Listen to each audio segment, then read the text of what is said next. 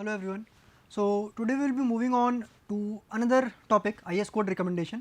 हमने previous class में Meyerhof theory, Hansen theory, Vesic theory और टेरज़ागी थ्योरी के ऊपर बिल्ड करते हुए सारी चीज़ें पढ़ी. Now let us see the IS code recommendation. My name is Shivam Pandey.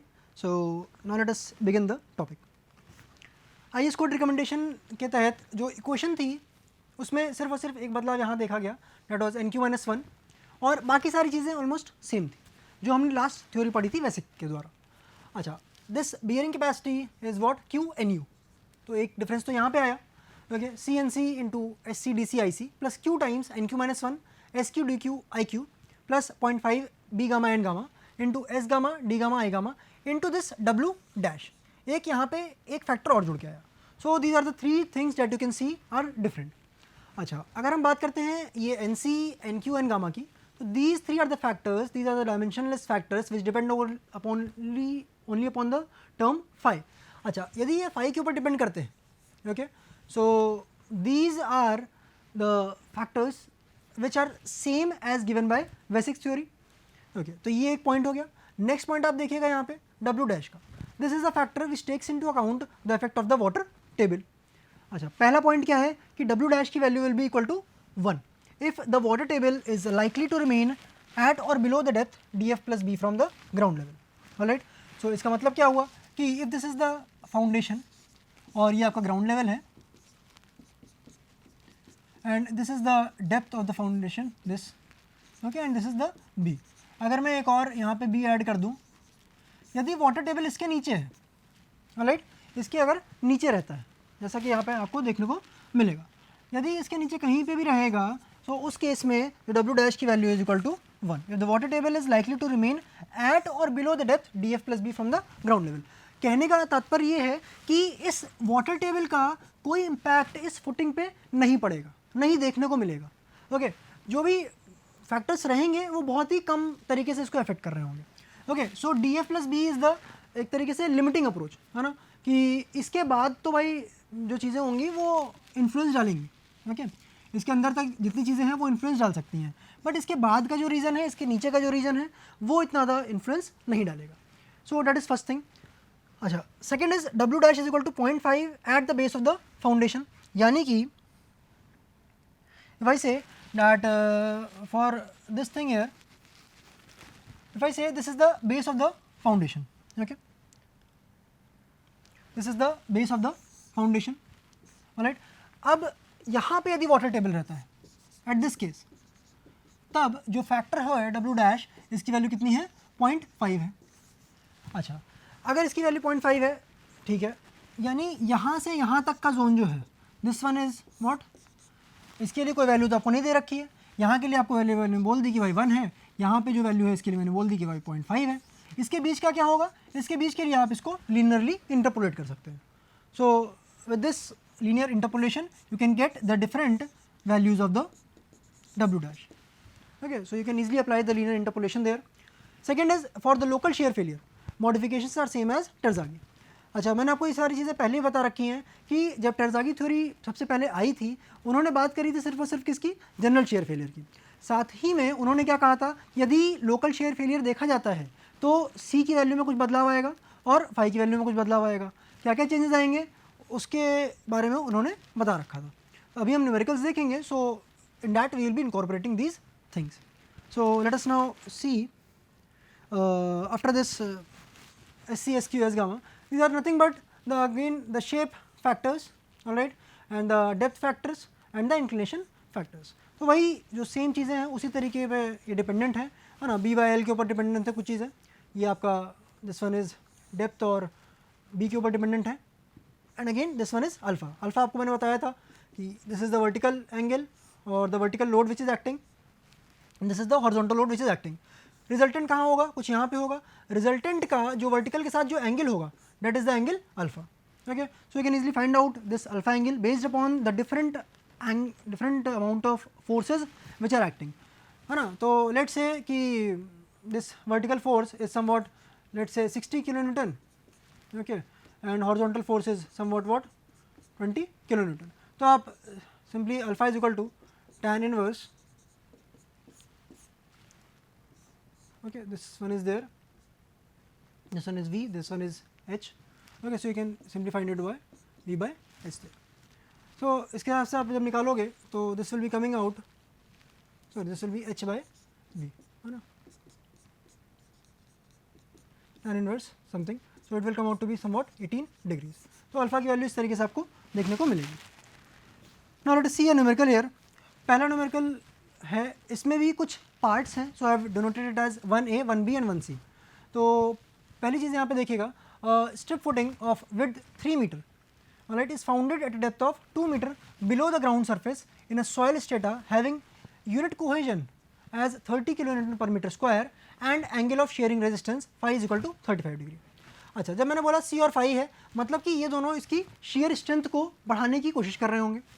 अच्छा, फुटिंग किस प्रकार की है? स्ट्रिप फुटिंग है, विड्थ 3 मीटर है जिसकी, कहाँ पे है? At a depth of 2 metre below the ground surface. Okay, next we see the water table is at a depth of 5 metres below the ground level. Okay, हमारे पास ये तीसरा पॉइंट है. Moist weight of the soil above the water table is 17.25 kilonewton per metre cube. Now you have to determine the following using Terzaghi theory. अब Terzaghi theory तो कही है, साथ में इन्होंने क्या कहा कि जनरल शेयर फेलियर का आप लोग केस अज्यूम करिएगा.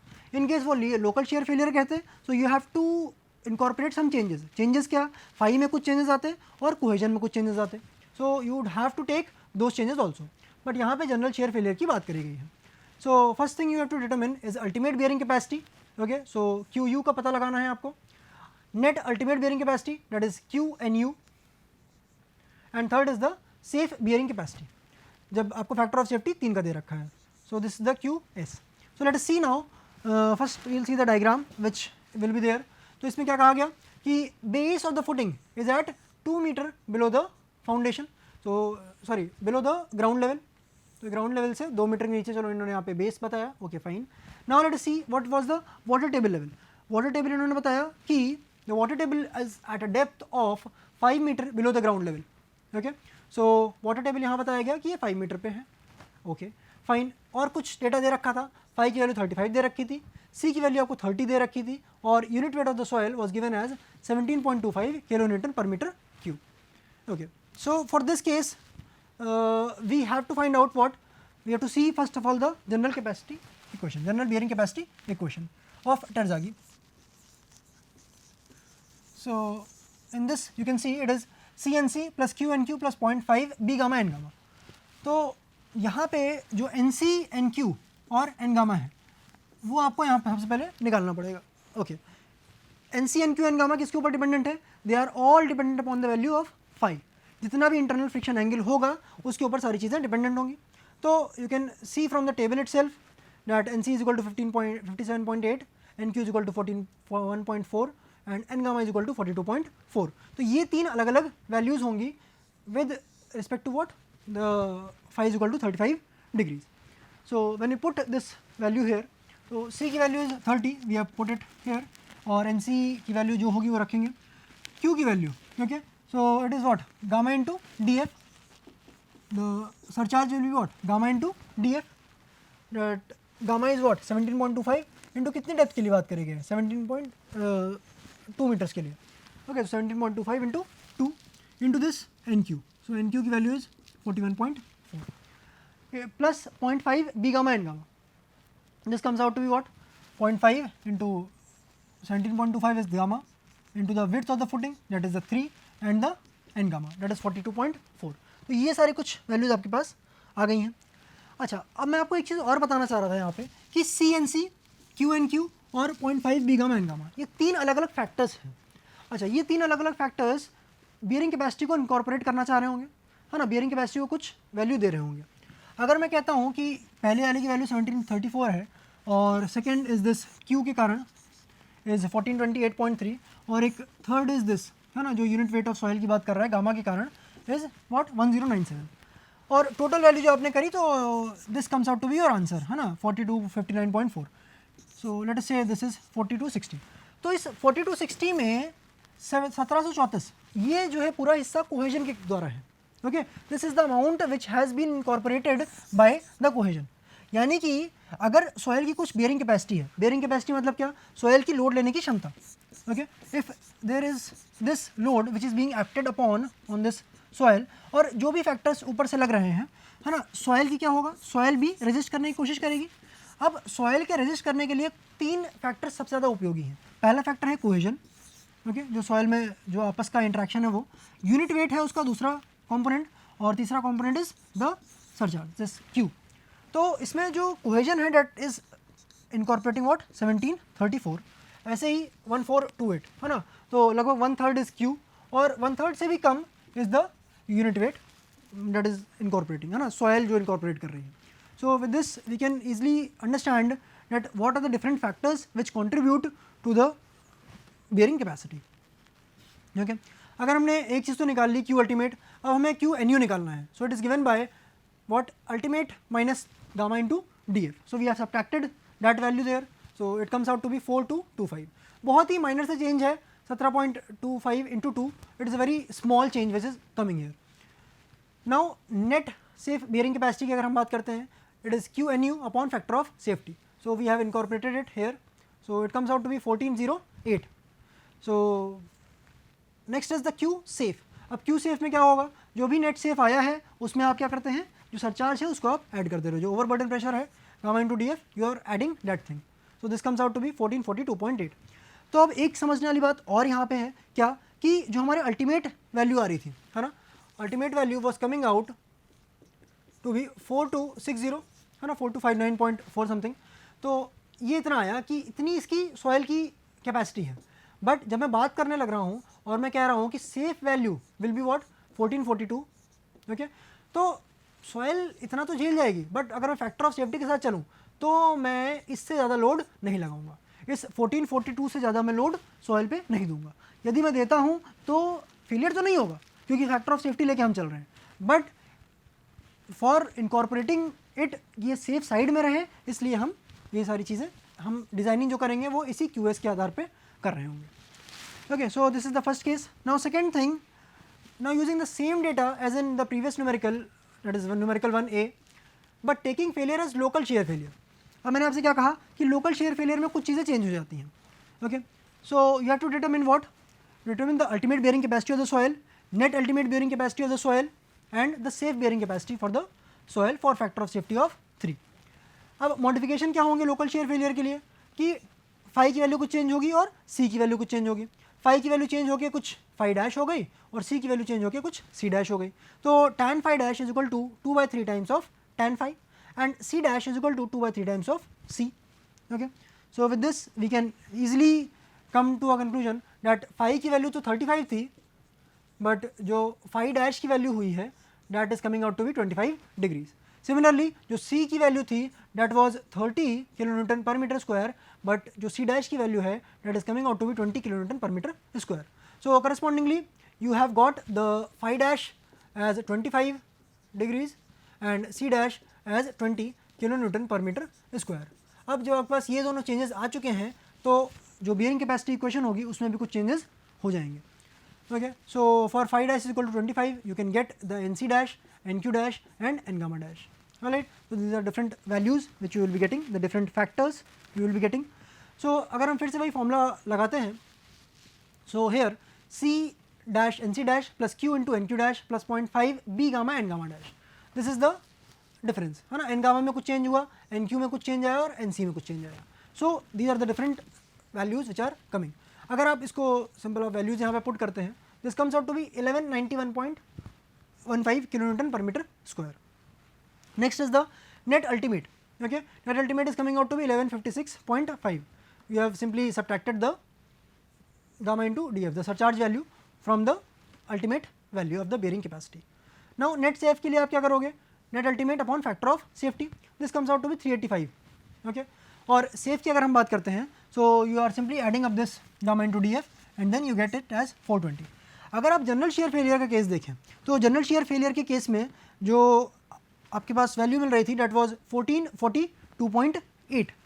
ऑलराइट, बट अगर हम यहीं लोकल शेयर फेलियर का केस ले लेते हैं तब this safe value comes out to be what 420, almost 1/3 से भी कम. Okay, so this is the factor which gets modified.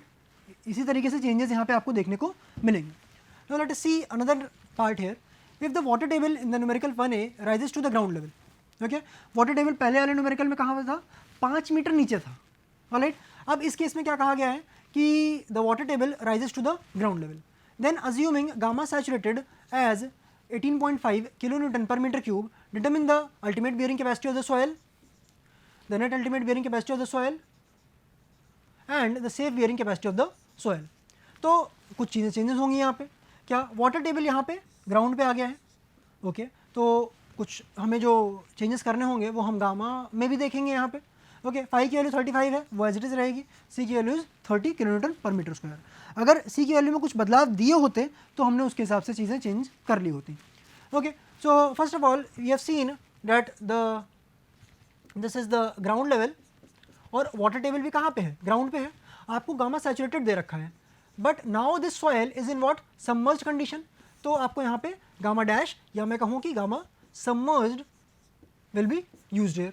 So gamma submerged is equal to gamma saturated minus में gamma of W, okay, so 18.5 minus 9.81, it comes out to be 8.69 kilonewton per meter cube, और phi की value 35 degree है, so all other things will be same,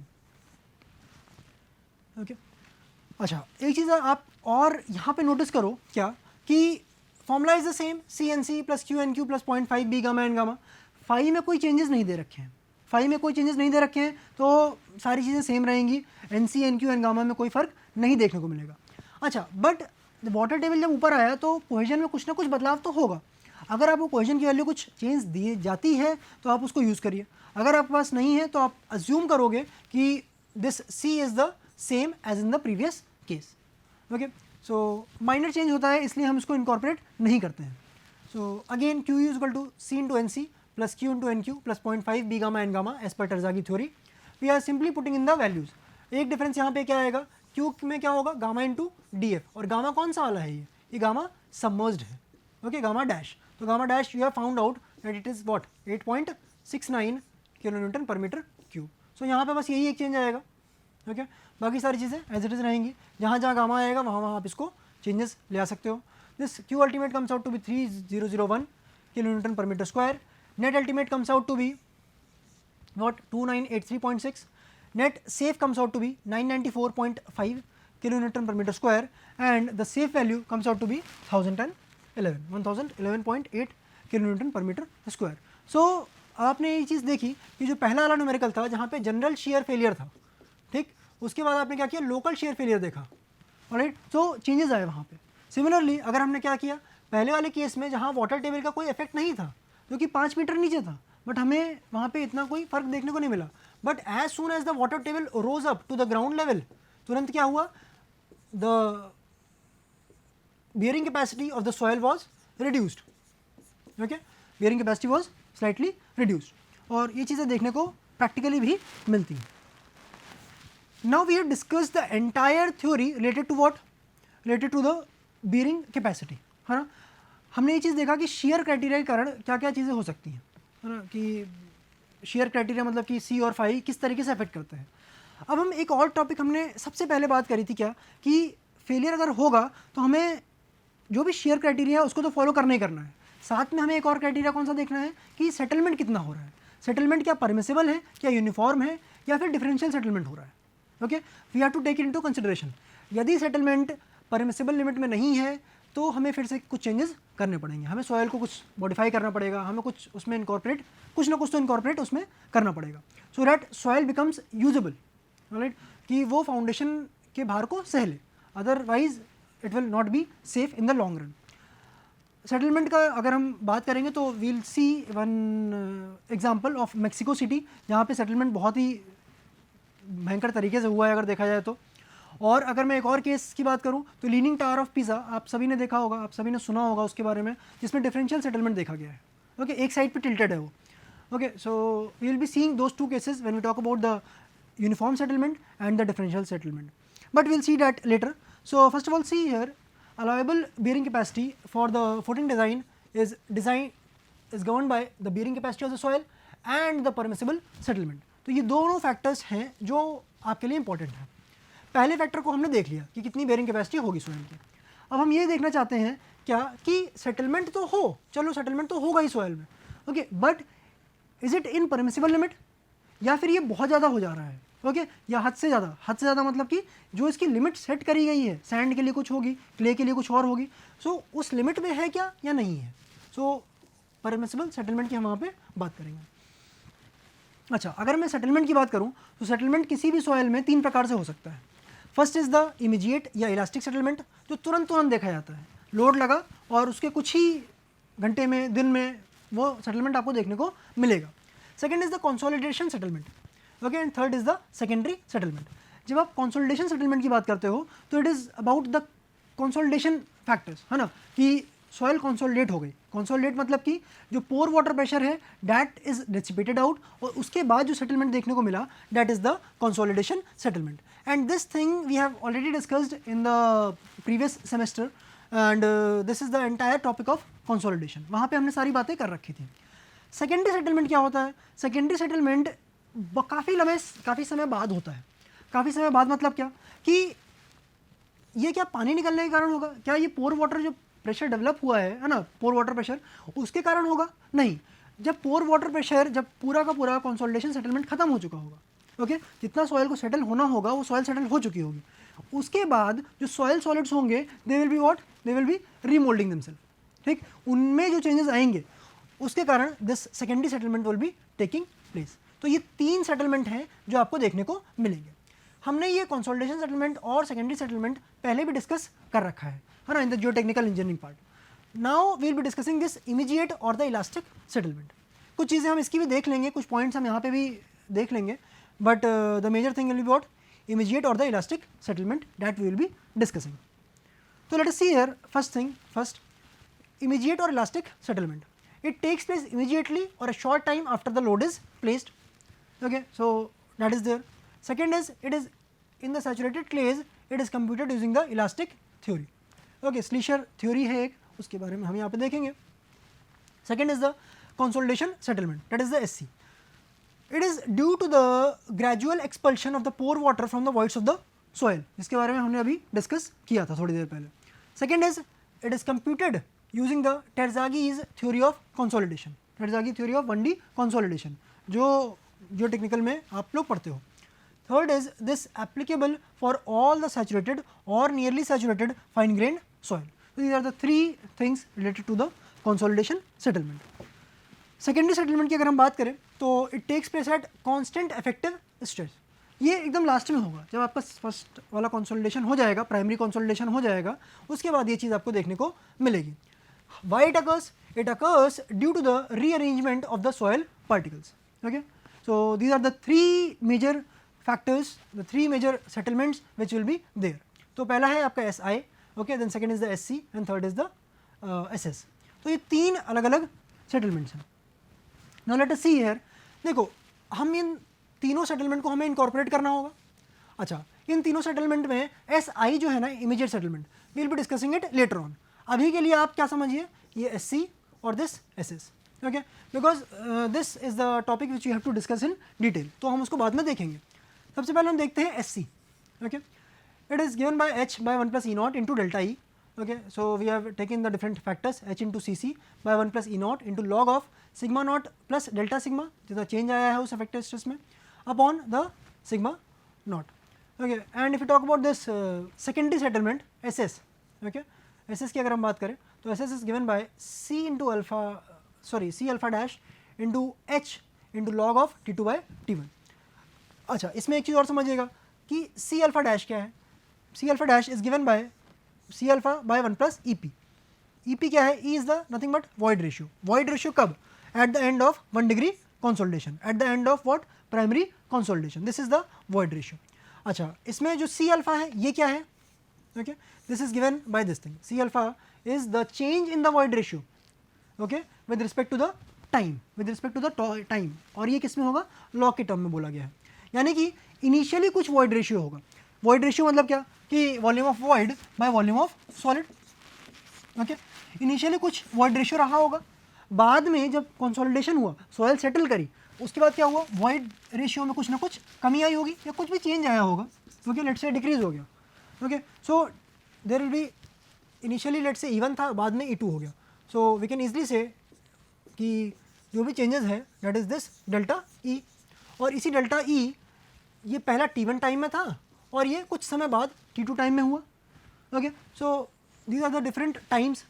अगर हम इसी को incorporate करें और एक फैक्टर के रूप में बोलना चाहें तो C alpha is equal to delta E upon log of T2 by T1. Okay, या फिर log T2 minus log of T1. So these are the different points related to the secondary and the primary consolidation. One more important thing before we wrap up this here, first is SI is not time dependent. ये जैसे ही आप load लगाओगे उसके कुछ घंटे में कुछ दिन में ये तुरंत हो जाएगा. Okay, this is not time dependent. In granular soils, immediate settlement accounts virtually for entire settlement. Okay, मतलब कि अगर मैं कहूँ कि अगर 10 mm का पूरा सेटलमेंट होना है, टोटल सेटलमेंट, ठीक, this is the S total if I से, तो ग्रैनुलर सॉयल मतलब कि अगर सैंड होती है तो उसमें पूरा का पूरा जो सेटलमेंट देखा गया है 10 mm का, वो पूरा का पूरा कौन लेगा, वो एस आई रहेगा. एस सी और एस एस बहुत ही कम होते हैं, मतलब ना के बराबर हैं. We can ignore that things. Okay, अब second point is S C and S S are time dependent. Okay, these are time dependent things. Organic legs की अगर हम बात करते हैं तो वहाँ पे primary consolidation will account for the majority of settlement. And if you talk about this organic soils, ठीक है, ऑर्गेनिक सॉइल क्या होगा, first was for inorganic soil, second organic soil. Organic जब भी आप बात करते हो तो क्या कहते हो कि भाई compressibility of this soil will be slightly higher. Compressibility क्यों ज़्यादा होती है, क्योंकि इसमें वाटर कंटेंट ज़्यादा होता है. ओके, सो इसमें कंप्रेसिबिलिटी ज़्यादा होने के कारण secondary compression is a major portion of the settlement. पहले सेटलमेंट जो होना होगा हो जाएगा, pore water pressure will get dissipated out. फिर उसके बाद क्या होगा, इसमें रीमोल्डिंग होगी, रीअरेंजमेंट होगा सॉइल पार्टिकल्स का, and then that will be the secondary consolidation और secondary compression, that will be the part there. Now this elastic settlement, this entire SI portion, okay, so here some formulas were given. We will be discussing it entirely with in the new class.